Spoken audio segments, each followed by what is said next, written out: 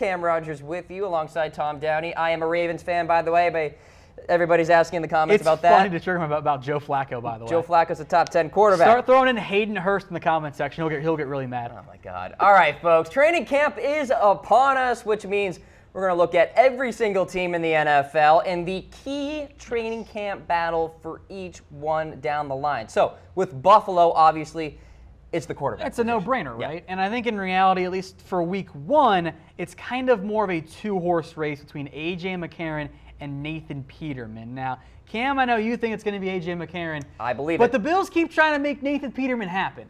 And early on, because it's still early in the offseason, Peterman has worked more with the ones than A.J. McCarron. But in the end, I do kind of agree with you, Cam.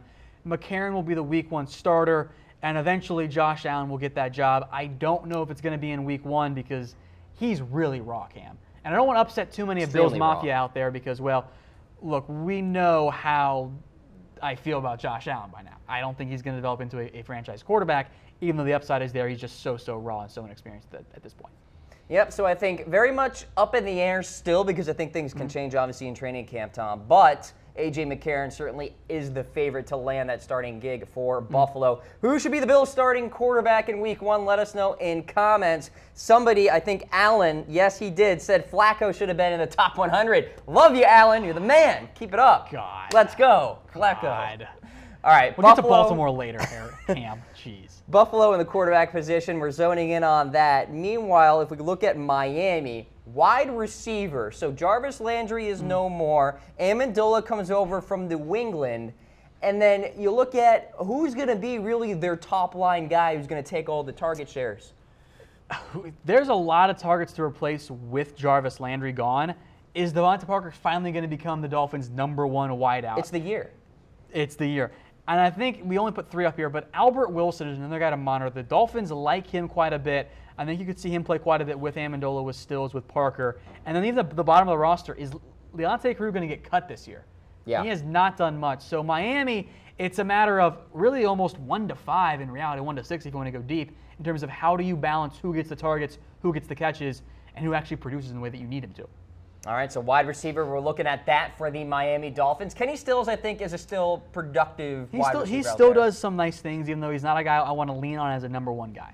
All right, let's go to New England now. Left tackle, Isaiah Wynn, Adrian Waddle, and Trent Brown, whom the Patriots acquired via trade with the 49ers. If New England really wants to play their best 5 offensive linemen, you could see a scenario where both Trent Brown and Isaiah Wynn are playing. One at left tackle, maybe Wynn plays some guard as well. Now, the Adrian Waddle, I still think is better as a swing tackle. Yeah, he's not a guy I want starting. They do have to replace Nate Solder. I think, especially in camp and in the preseason, I think you'll see a lot of different offensive line combinations as New England tries to figure out, okay, who are our 5 best guys, and how do we maximize them based on where they play. I didn't put Marcus Cannon at tackle.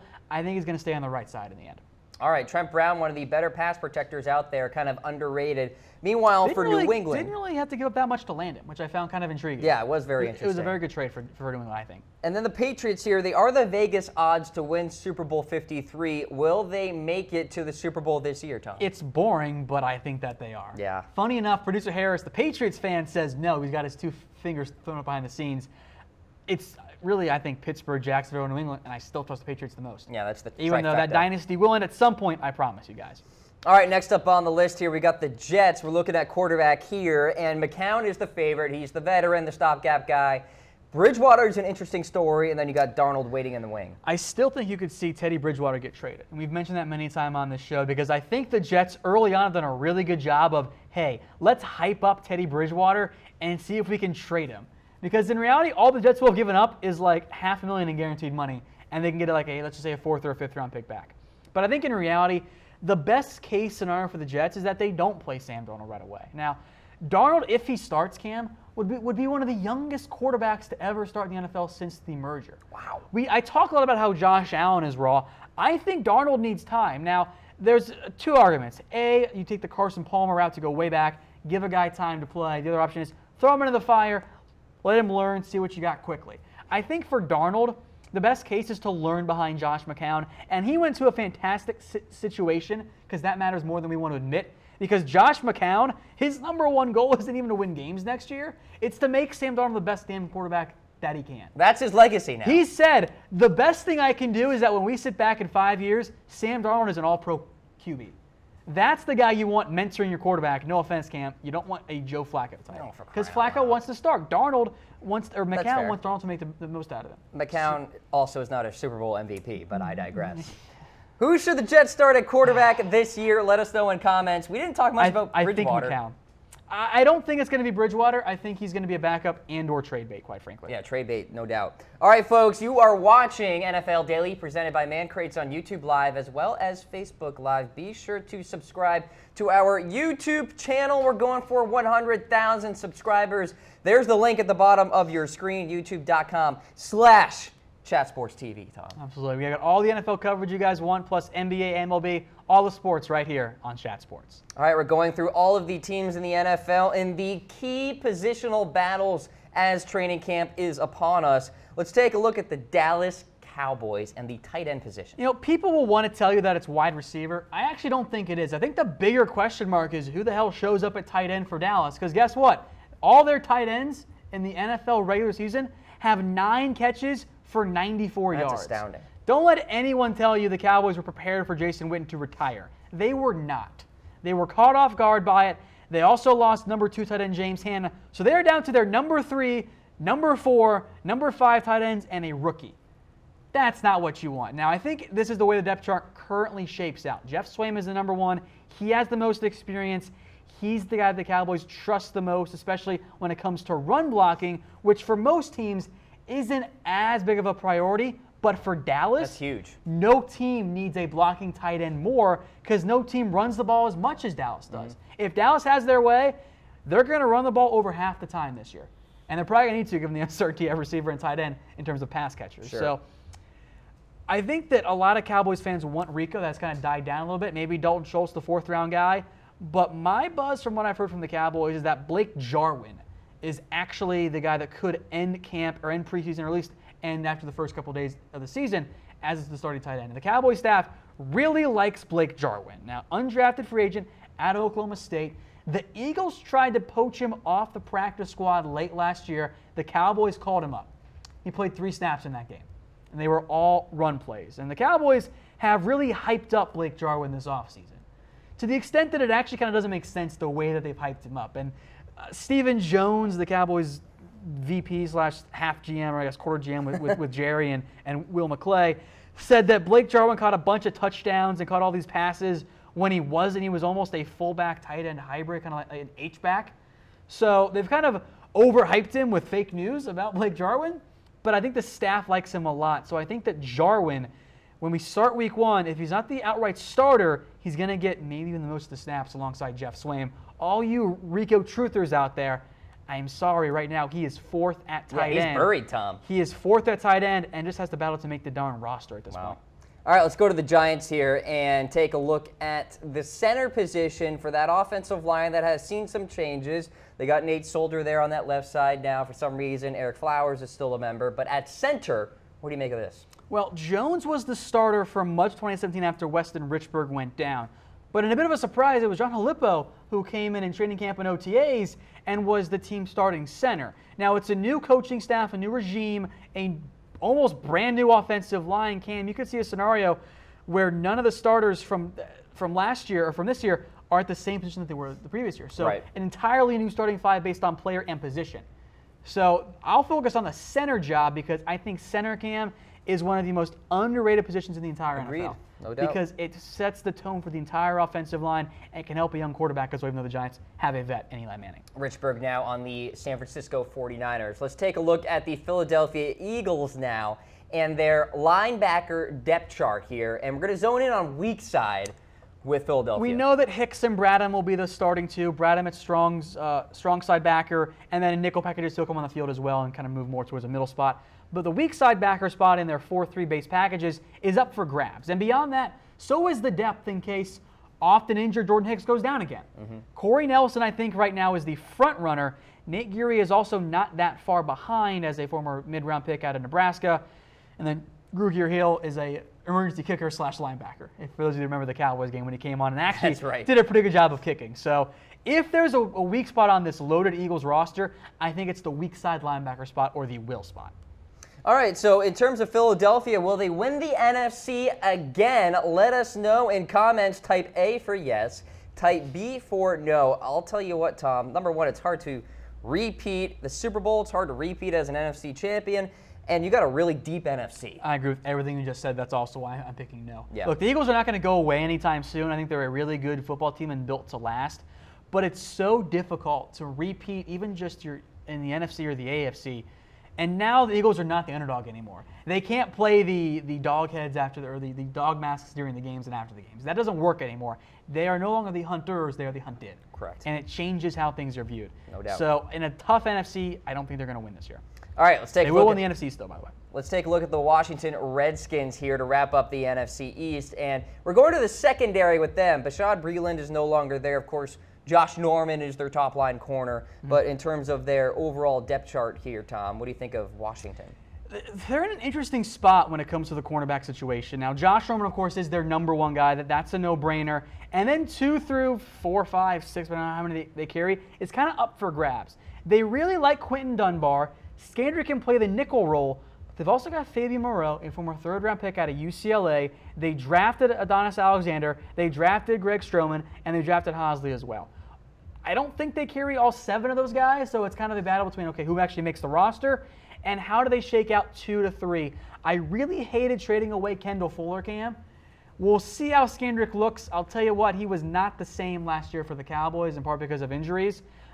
Obviously, Norman can shut down players, but if they face deeper receiving cores, I just don't know how they're going to fare, and that's a big red flag for me. All right, keep an eye on Washington and that secondary there. You're watching NFL Daily presented by Man Crates. If you know an awesome guy who needs a gift out there, go to mancrates.com. These gifts are carefully curated like a museum, but they are actually exciting.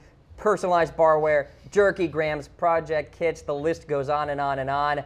Mancrates.com. Awesome gifts guys love. If you need a birthday gift for the guy in your life, just get him a Man Crate. Don't buy him a tie. Get him the actual perfect gift. And then if you have a significant other, drop the hint while you're shopping as well. You might get one of your own. All right, and there you go. We're going through every single team, folks. Everybody's asking about the Seahawks. We'll get to the Seahawks. We're talking about training camp battles here. Let's go to the Baltimore Ravens and talk about Just kidding. We're talking about the center. Honestly, I kind of thought about it. I'm sure I'm not going to lie. I thought about it, if only just to trigger you on it. Baltimore Ravens are looking for a new center. Ryan Jensen is now a member of the Tampa Bay Buccaneers. You got Matt Skura, you got Alex Lewis, and Bozeman, whom they got out of Alabama. It's a very interesting battle to watch for here. Who's your pick? I really want Bozeman, actually. I want him to pan out. I've been burned in the past by some Bama centers, but I think he could be a decent, if not starter, at least a decent backup. I am curious what happens to Alex Lewis if he doesn't win the job. Does he become their go-to, kind of swing tackle and guard? I think that's the Or does play. He beat out Orlando Brown at potentially right tackle or even at guard as well? Yeah, I think Alex Lewis will give it a shot there at tackle, and we'll see if he can beat out Brown. I think he's one of their 5 best linemen, but I'm not sure. And he's coming off injury, too. And if he's not, he's at least their 6th best. Yeah. All right, so the Ravens have to deal with center there, very important for Joe Flacco and or Lamar Jackson. Let's go to Cincinnati, and they're fairly deep on the front 7, but we are going to take a look at defensive end here for the Bengals, Tom. Because this is an intriguing battle to me for namely how it actually works out. Now, we put 3 guys up here, even though, of course, we only play 2 defensive end, because I want to make important note of Carl Lawson. Now, Dunlap, we know, is locked in as 1/3. That is not going to change. The number 2 role is actually kind of a 4-man race between Jordan Willis, Michael Johnson, Sam Hubbard, and Carl Lawson. Now, on 3rd downs, it's going to be Carl Lawson. Look at those stats. 16 tackles, over half were sacks last year. Now, how he fell to the round 4, I will never understand. The Bengals don't trust him as a defensive end. He kind of plays, if you guys remember when James Harrison was on the Bengals, almost an outside linebacker defensive end hybrid. He will blitz the passer a lot. That's his main role with the Bengals. Michael Johnson is not the player he was back in his prime in his first stint with Cincinnati. So can former second-round pick Jordan Willis win that job? Can Sam Hubbard, who I really like out of Ohio State, win the job? Or can Carl Lawson show enough against the run that he just becomes the go-to defensive end? He was unbelievably efficient last year in his snaps, to the point that he can't do it again unless he gets more. But this is a deep Bengals defensive end, and roster talent-wise, they should be a playoff team, but I will never trust Marvin Lewis anymore. No, you can't trust them. All right, let's go to the next team on the list here. We've got the Cleveland Browns. Joe Thomas has retired, which means left tackle is exposed. And this is a giant question mark for Cleveland, and I think they could even do a couple other things that we have listed on here. We'll throw out Sean Coleman, Austin Corbett, the second pick out of Nevada, Desmond Harrison, who needs a lot of work. They also, have former bust Greg Robinson on the roster. Oh, there you go. They could do something crazy. Why didn't he pan out? Because he just wasn't any good. Offensive line can be tough for players. I don't think Robinson had the speed to last as a tackle, and it hasn't worked out for him at all. They could potentially do something crazy like move Joel Bitonio over to left tackle, but I think they're going to have Coleman or Corbett. Now, it's a little bit back and forth to me because which one would you prefer? Would you prefer Corbett, who was the higher draft pick than Coleman, and is probably one of your 5 best offensive linemen, but I think is a guard by trade in the NFL? Yeah. Or would you prefer Coleman, who, even though he was the right tackle last year, in practices, he actually worked at left tackle because Thomas didn't need to practice ever. So, yes, Coleman is moving positions, but he's got so much work at left tackle, he could almost be viewed as the de facto starter. So it's a bit of a toss-up for me, and Corbett's kind of cross-training right now at tackle and guard. I'm very curious to see what the Browns end up doing here. I just don't think Corbett is ready, and we know about Greg Robinson by this point, so I think it has to be by default Coleman. I think so, and I think you could see some changes as the year goes along as well. All right, so left tackle there for the Cleveland Browns, and then for Pittsburgh, the interior of that front 7, inside linebacker, they got John Bostic via free agency. Ooh, goody. Tom. So good news about that, right? Yeah, no. Here's the entire linebacker depth chart. Of course, we'll focus in on inside linebacker. Vince Williams, Bostic are probably your 2 guys. Maybe Tyler Matakevich gets some work, but I don't think he's actually all that good. The one guy I want to make note here is Terrell Edmunds. And yes, he is a strong safety by trade, but Cam, I think the best thing Pittsburgh can do, especially on passing downs, is let Terrell Edmunds be a Deion Buchanan type. I like that. Let him be your sub-package linebacker. Now, I still think it was a reach, but if you play him in that way, I do think you maximize his talent a little bit more. And I think that Edmunds can help you on those pass downs, even though, frankly, he needs a lot of work when it comes to reading and reacting in the NFL, because that was an issue for him at Virginia Tech, at least from what I saw on film. I was not a fan of the Edmunds drafting, but Tom, you're onto something here because I think Pittsburgh will use a lot of 3 safety looks and bring him down. I'm still not convinced they thought Tremaine Edmunds wasn't on the board. I know. It's just what a theory that would be. I mean, obviously that didn't happen. I'm kidding here, but it was just a strange pick overall for me. Unbelievable. All right, so Pittsburgh and Terrell Edmunds there to watch out for in camp battles and inside linebacker in general. All right, so we're going to go to the NFC North as well. But before we get there, let's go to a word from our friends at Man Crates. Man Crates, awesome gifts for men in real wooden crates, wrapped in a cocoon of duct tape, or housed in ammo cans that are virtually indestructible. Some gifts he'll get to assemble himself. Some gifts you'll beg him to share. And some gifts are sealed inside layers of rock-solid concrete. Gifts guys love, from grilling gear to old-school video games and more. Man Crates, awesome gifts for men. And we got the Chicago Bears now. We're looking at outside linebacker, Tom. I intentionally kept the inside linebacker depth chart up here because it's clearly Trevathan and Roquan Smith whenever he finally signs his deal with the Bears. Floyd and then Aaron Lynch, Sam Ako, and then I'll make note of those 2 backup inside linebackers, Iabuniwe and Kiwatowski. Both of those guys could get some outside linebacker work, especially Nick there on the right side behind Smith. I don't know if they actually will, but my biggest worry about the Bears, Cam, is do they have enough pass rush? I think Floyd's going to have a breakout year after only 4.5 sacks last year, but they need more than just a Floyd. I would not be surprised if first round next year they target some pass rushers in what is a great front 4 class. Or I guess front 5 in this case for the Bears because 3-4 scheme. Leonard Floyd there with the Chicago Bears, and outside linebacker, something to track there for Chicago fans. Meanwhile, for Detroit fans, well, it's running back yet again. Of course, they have LeGarrette Blount there. They have Kerryon Johnson, Theo Riddick. Amir Abdullah may get cut. I put Riddick as the number 2 back, but I would not be surprised that by the end of the year that Kerryon Johnson is actually your number 1 back. I think he's a good fit with Detroit. My red flag for carry on was not his production. It was great. His measurables were fine. He was hurt a lot.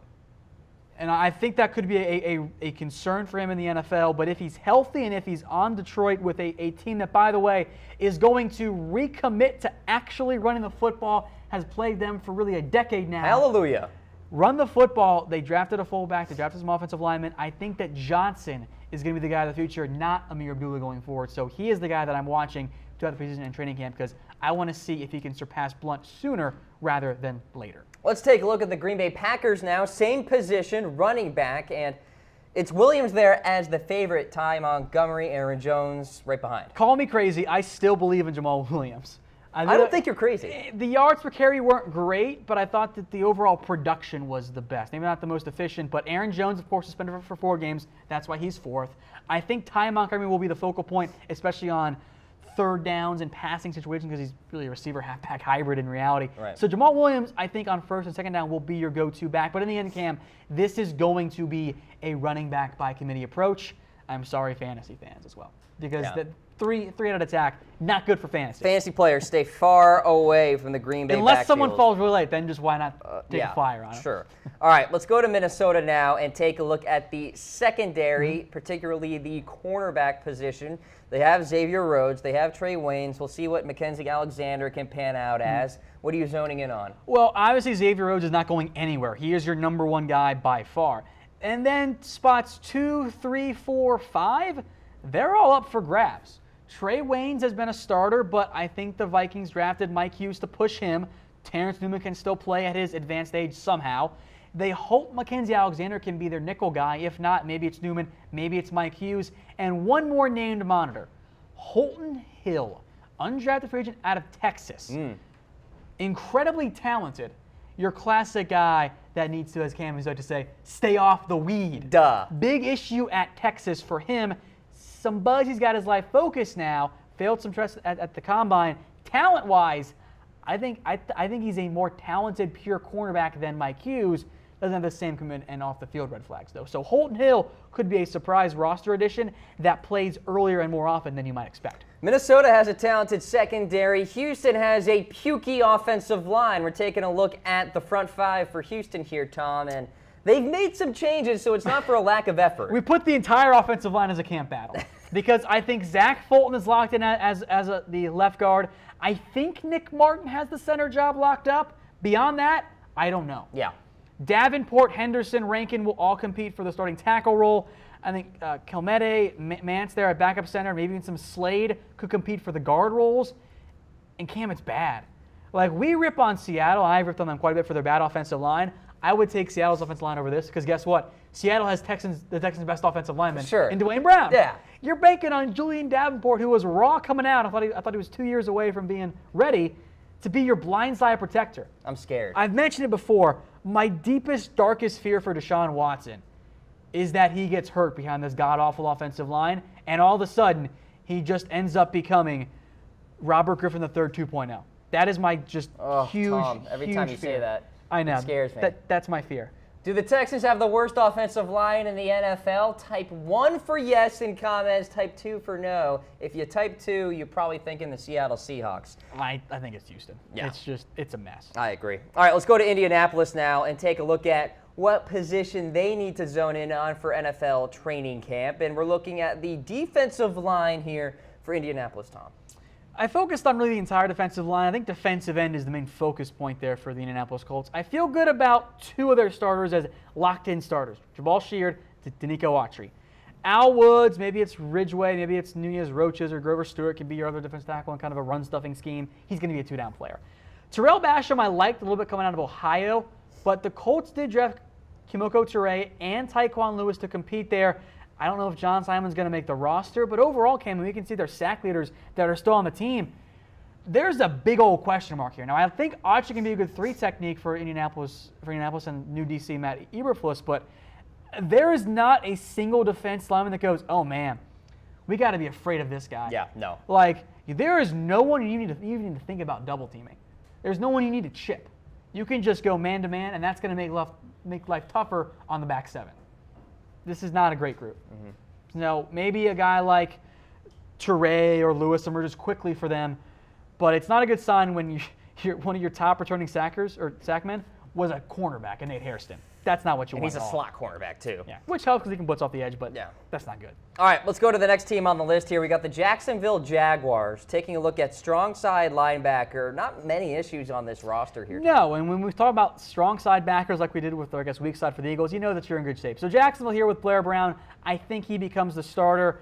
I'm a little worried about his size. I think potentially the best case scenario for Jacksonville still might be, look, let's keep Jack at middle linebacker, play Brown, or keep Jack at strong side linebacker, play Brown at the mic, and then just do what they did last year and have Jack and Telvs on the field at the same time, because I worry about the size for Brown at being a strong side edge setter. Let's take a look at Tennessee now, and we've got the left guard position. Josh Klein, of course, at right guard. Harris, in terms of left guard with Tennessee, very much up in the air. I think for Tennessee, Spain was the assumed starter, but then they brought in two different guys in Kevin Panfield and Xavier Suafilo. I think Spain wins the job, but Tennessee's got a very overall solid roster. There weren't a whole lot of battles that they're to focus on, but I think left guard is the one to watch maybe more than the rest. All right, and then we've got the Tennessee Titans there at guard. We'll get to the Atlanta Falcons at defensive tackle here, but first, we are presented by Man Crates. Head to mancrates.com to get the awesome Grill Master Crate for the summer. There's no quicker way to separate the men from the boys than, of course, to observe how they manage a steak on the grill. The Grill Master Crate is for the man who's a cool operator when the heat is high, Tom. Did I call you Harris earlier? Yes, you did, which I take as an insult, but I forgive you for it. That's understandable. Anyway, Grill Master Crate, it's going to up your grill game to here, folks. So go get one. It's perfect if you buy a new grill like I just did. Mancrates.com, the way to go. Okay, Tom, it's time for the Atlanta Falcons defensive tackle here. Terrell McClain? I think he starts the year, and they kind of got underpaid, I thought, by the Falcons. But Deidre Sennett, I think, long-term is going to be a really good player as a 4-3 nose guard type. Jack Crawford can help too, but I think in the end, Sennett is the guy here for Atlanta long-term. But I like McClain a lot. I know a lot of Cowboys fans that were upset they didn't get him because they could have used him this year. But Atlanta camp, this roster is stacked. I love what this team has overall. Absolutely. They're in good shape, no doubt about it. So we got the Atlanta Falcons there and the defensive tackle position. Be sure to let us know what you think about Atlanta's Super Bowl 53 hopes and with Matt Ryan at quarterback. Let's go to Carolina now and take a look at the guard position here. Andrew Norwell went bye-bye. There's a big gap. I don't know who it's going to be. I think that Saladolu is the leading guy right now, but Taylor Motton, maybe he's the right tackle if Darrell Williams leaves next year, but he could be your left guard this year. So Carolina, I thought about receiver as well. Left guard, because they lost one of the best guys in the NFL, is the focal point here for Carolina, especially for Cam Newton and a team that wants to run the ball more efficiently than they did last season. All right, let's go to New Orleans now and take a look at the defensive line and more specifically defensive end. Yeah, I think there's some battle there at defensive tackle, the three guys outside of Rankins. The one for me is Alex Okafor versus Marcus Davenport. I think early on in year one, Okafor will be your starter because he does more against the run. Davenport is still pretty raw, but I think by the end of the year and early on, he is going to be the classic situational pass rusher who comes in and his main job is, hey, go get to the quarterback, help out Cam Jordan, and become a really, really dynamic defensive end in terms of actually getting to the quarterback, at least early on in his career. And then you got Tampa Bay and the cornerback position. Brent Grimes is the leader there at cornerback number 1, but what's after that? A big question mark and a lot of competition. Ryan Smith, Vernon Hargraves, MJ Stewart, Carlton Davis, Elliott as well. I don't know what the order is from 2, 3 to 4. I think you could see some shuffling there. Elliott can play some nickel corner. I think MJ Stewart can play safety or corner. Hargraves, though, has been put on notice with the drafting of Carlton Davis and MJ Stewart. If he doesn't improve, he could be on the trade block next year. He's got to get going. He has got to get going. Completely agree. All right, let's go to the AFC West now and Denver at the running back position. Devontae Booker for now, but Royce Freeman is right there. I think by the end of the year, it's going to be Freeman's job. I love what he brings to an offense. There's a lot of wear and tear there and a lot of mileage on that Rolls Royce, but I think he can be a more consistent and steady back than Devontae Booker, who has been up and down throughout his career. There's D'Angelo Henderson there as the third back, but it's Booker or Freeman, at least in my eyes. All right, let's take a look at the Kansas City Chiefs now and the secondary that they are changing up a little bit. Marcus Peters is no longer there. Yeah, I guess I am being pretty nice. Tom, go ahead, be mean. I think it's a mess. The Chiefs seem to think they can get by with the guys that they've got, and they trust their scouting department to get some gems out of there. But they've gone from Marcus Peters to Raiders cast off David Amerson, Steven Nelson, and Kendall Fuller, who I do love overall as a nickel guy. I love Eric Berry, but is it Eric Murray, Armani Watts at free safety, Leon McQuay? Who helps out Eric Berry there? I would love them to go sign an Eric Reed or a Trey Boston. And then at corner, I don't trust the Steven Nelson, Keith Reeser, Tremont Smith duo as the number 2, and David Amerson is not a number 1 guy. They're going to miss Marcus Peters on defense this year in a big, big way. Let's take a look at the Chargers now. Very solid on the line and in the secondary, but not at linebacker. Jatavis Brown, Denzel Perryman, I think, are the starters, but Kaiser White, a former safety / linebacker at West Virginia, and Hayes Pollard will push them. They do lack a true impact guy at linebacker, which they could really use. Uchenna Nwosu, I thought was best as an edge rusher. LA is going to make him into a Sam linebacker / rotational guy to come in on third downs. Sure. I think he'll beat out Kyle Emanuel very quickly in terms of that third starting linebacker role for LA. Let's take a look at the secondary for the Oakland Raiders. Conley, Melvin as your top line corners. Worley comes over via a trade. I think Conley and Melvin are your top 2 guys. The exact order is unclear. The real battle will be Darryl Worley and Leon Hall at nickel corner. It had better be Darryl Worley, because you cannot start Leon Hall at this point in his NFL career. I know he knows Paul Gunther's system, but that is asking for trouble. He just cannot run fast enough anymore. I think it's got to be Worley, and frankly, I think next year in the draft, you better find a cornerback early too, because Rashawn Melvin only there on a 1-year deal, and I'm not his biggest fan either, Cam. All right. Even though he's a fine number 2 guy. Let's take a look at the NFC West now, and the Arizona Cardinals. At the quarterback position, it's Bradford for now. He's, I think, going to be the week 1 starter, but it's only a matter of time, Cam, because Josh Rosen is the future of Arizona, and I thought he was one of the most pro-ready quarterbacks to come out in several years. So Arizona, I think, will lean toward Bradford because of the experience, but if and when Arizona starts to struggle, I think at some point this year, you will see Josh Rosen start at quarterback. I don't think he wins the job in camp, but I think Arizona could give him a job or a chance to win that job overall. And then we have the LA Rams coming up next here. Same situation with the Chargers, you know? Good line, good secondary, but what happens at linebacker? The good news is they're so stacked up on the defensive line and the secondary, they can get by with lesser linebackers. Yep. Now, Mark Barrow and I like, and then it's a lot of names that people I don't think are all of that familiar with, but what I like the Rams have done, they spent a lot of mid to late round picks on these guys. O.G. Oke, Micah Kaiser, Matt Longinger, Samson